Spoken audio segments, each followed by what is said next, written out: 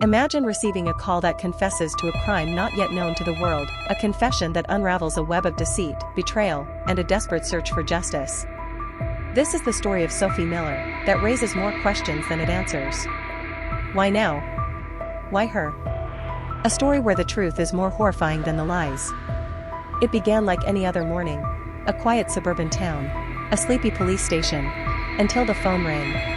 The man on the other end had an accent, his voice trembling with emotion. He called himself Frank Miller. And then, he said it, "I killed my daughter."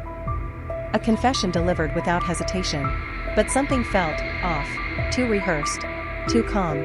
Why would a father call from overseas to admit to such a horrific act? Was it guilt? Or something darker? And why? Did investigators feel like this was only the beginning? Following the cryptic directions, officers approach a quiet suburban neighborhood. The house looked ordinary, neat lawn, curtains drawn. But as they approached, a heavy silence pressed down on them. Something about it felt wrong. The door was unlocked.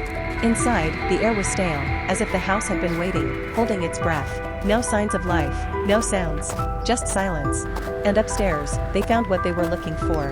And so much more. Inside, the truth lies hidden under a child's comforter. Sophie Miller, just 10, is found. The precision of the scene suggests not passion, but calculation. How could someone stage a crime so meticulously? Beside her, a note. Frank's confession in writing, but the tone is oddly detached.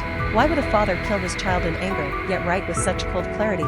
To understand Sophie's tragic ending, we must go back to her beginning. Frank Miller, a hard-working immigrant cab driver, and Anya, his first wife, shared a life filled with promise. Their daughter, Sophie, was the light of their world, but cracks began to form. Financial struggles, arguments, and eventually, divorce. Frank remarried a woman named Bianca, and Sophie's world began to change. How did Sophie's life change with this new presence? Whispers grew into murmurs. Sophie's unexplained bruises were a silent scream for help. Why was her cry ignored? Why didn't anyone stop it? Why didn't anyone listen to Sophie's unspoken cries for help? On a quiet night, Sophie's life ended. What transpired in those final moments? What did the walls witness? The details that emerged later were almost too horrific to comprehend. Injuries that spoke of rage, of cruelty, of prolonged suffering. The question wasn't just who ended Sophie's life, it was how someone could inflict so much pain, and why. By the time Sophie's body was found, Frank, Bianca, and Frank's brother, Marco, were gone. They'd fled the country, crossing oceans in a desperate attempt to escape justice. But what were they running from? Justice? Or the truth? Months later, their flight ended. Arrested on American soil, Frank confessed again. But this time, his story began to unravel. He blamed Bianca. Bianca blamed him. And Marco? He stayed silent. The courtroom became a battlefield of lies and blame. Who was the real monster? The father? The stepmother? Or were they all complicit in Sophie's suffering? The medical examiner's report was a testimony to Sophie's suffering. Bruises, burns, fractures, injuries inflicted over weeks, months, perhaps years. The brutality was unimaginable. The question wasn't just how Sophie died. It was how she endured so much pain for so long. Bianca's refusal for a DNA test spoke volumes. What was she hiding? Frank, the man who had first confessed to killing his daughter, now changed his story. In court, he broke down, but not in guilt. Instead, he recanted his confession, claiming innocence. He pointed fingers at Bianca instead. His words were desperate, erratic, and raised more questions than answers. Why would he confess, only to take it back? Was he protecting someone? Or was this a ploy to save himself? The truth was slipping further away, buried beneath layers of deception. And the courtroom was left grappling with one terrifying question: who was the real monster? Despite the conflicting narratives, the jury reached a decision. Frank Miller was found guilty of first-degree murder and sentenced to life in prison. Bianca, whose silence had cast a long shadow over the trial, received a 30-year sentence for her role in Sophie's death. Marco, the silent accomplice, faced his own charges for helping cover up the crime. But was justice truly served? The trial answered some questions, but others lingered. Why had Frank confessed in the first place? What role had Bianca truly played in Sophie's suffering? And Marco, how much did he know?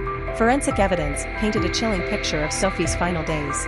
In the weeks after the trial, new details emerged. Bite marks, burns, broken bones. Her body bore the marks of prolonged abuse. The medical examiner's findings were a brutal testament to her suffering. And how could so many people, neighbors, teachers, even relatives, fail to stop it? Bianca's silence during the trial left a void that no one could fill. How could anyone inflict such pain on a child? When asked why she had refused to cooperate with investigators, she offered no explanation. Her refusal to provide a DNA sample to match the bite marks on Sophie's body became one of the most damning pieces of evidence against her. Was Bianca the true mastermind behind Sophie's suffering? Or was she simply another willing participant in Frank's cruel games? The truth remains locked away with her secrets. Far away, Sophie's mother, Anya, mourned her daughter. She had fought for custody during the divorce, only to lose Sophie to Frank's manipulative lies. In the end, she could only watch from a distance as her daughter's light was extinguished. For Anya, the verdict brought no solace. Justice had come, but it couldn't bring Sophie back. Questions linger, haunting everyone who touched this case. Her only comfort was the hope that her daughter's soul could finally rest.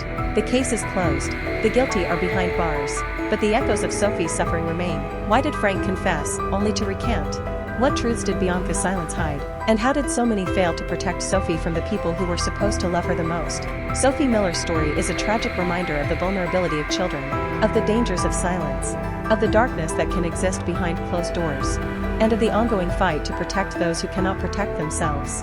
Sophie Miller's life was short, but her story has left a lasting impact. May her memory inspire us to listen to the silences, to notice the signs, and to act before it's too late. Sophie may be gone, but her voice will never be forgotten. While this story has ended, the fight for child protection continues.